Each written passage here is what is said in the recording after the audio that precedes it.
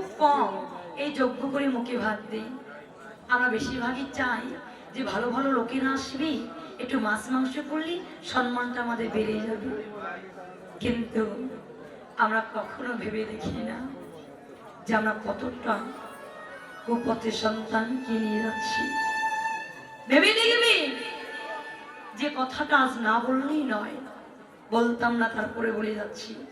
এই কলিযুগে আমরা জানি কলিযুগে সন্তানেরা ভালো নয়। আমি বলবো কলিযুগের সন্তানেরা ভালো। আমাদের মতো পিতামাতা ভুলের কর্মের জন্য ঘরে ঘরে কুসন্তান হয়ে যায়। আমাদের মতো পিতামাতা ভুলের কারণের জন্য আজ ঘরে ঘরে কুসন্তান হয়ে যায়। আমরা মূলেই ভুল করি। মা মূলে কোথায় ভুল করি জানি? সন্তান তো হয়ে যাচ্ছে, আজ তো মুখে ভাত, কিন্তু তার আগে আমরা ভুল করে থাকি। কবে? এই আসরে আজ বলে যাব, যদি পারেন ওই ভুলটা করবেন না। এই যে বলেছে আমরা মূলেই ভুল করি কোথায়? সেই দিন।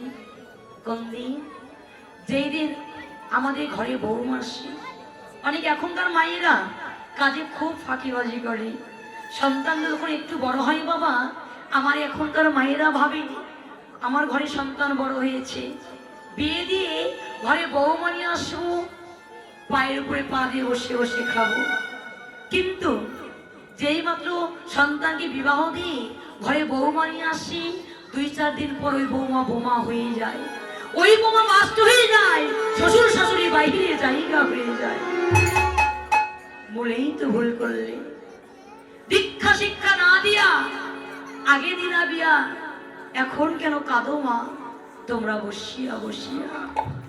দীক্ষা শিক্ষা না দিয়ে সন্তানকে বিবাহ দিয়ে ঘরে কান লাগিয়ে নিয়ে আসলে, এই কান লাগিয়ে নিয়ে খেলা খেলতে খেলতে কৃষ্ণধন হারাইতে হারাইতে ওই সন্তান মৃত পথযাত্রী হয়ে যায়। কিন্তু ওই সন্তানকে যদি এই কান লাগিয়ে বসের মন্ত্র বীজ দিয়ে বিবাহ দিতাম, ওই সন্তান এই কান লাগিয়ে নিয়ে খেলা করত, আমার সন্তানের কিছু হতো না। আমরা বলেই ভুল করি কোথায়? ওই বৌমা যখন গর্ভে প্রথম সন্তান আসে, আমরা 7ম মাসে কি করি মা? ওই বৌমা যখন প্রথম সন্তান আসে গর্ভে 7ম মাসে কি করি? 7 ভক্ষণ করাই না? আপনার দিকে হয়তো? হ্যাঁ, প্রথম সন্তান যখন গর্ভে আসে আমরা 7ম মাসে 7 ভক্ষণ করাই। ওই মূলেই ভুল করি। যেদিন 7 ভক্ষণ করানো হয়, ওই ঘরে শাশুড়ি বলে, ওগো 10 নয় 5 নয়, একটি মাত্র পুত্রবধূ, প্রথম সন্তান হবে, তারপর নাতি হবে নাতি। তাই কালকে বৌমা 7 ভক্ষণ, তুমি বাজারে গিয়ে এটা বড় দেখে রুই মাছের মাথা নিয়ে আসবি, তা দিয়ে বৌমা 7 ভক্ষণ হবে, নাতির ব্রেন বুদ্ধিটা ভালো হবে।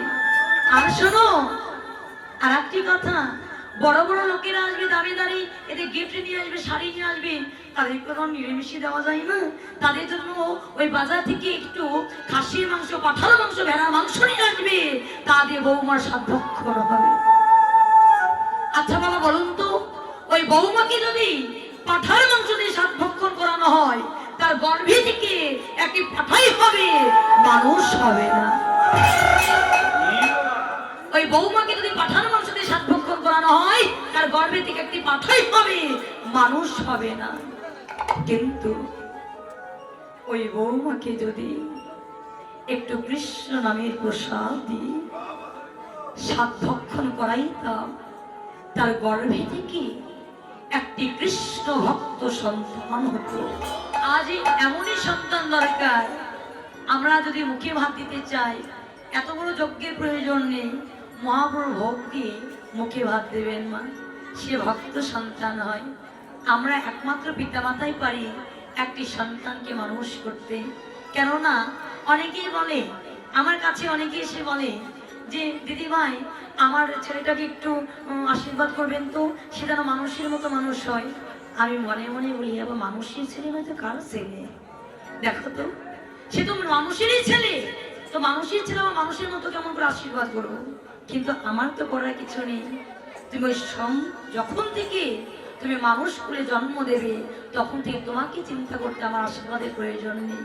তাই মানুষের মতো মানুষ করতে হলে আশীর্বাদের প্রয়োজন নেই, পিতা মাতাকে একটু সজাগ হতে হবে।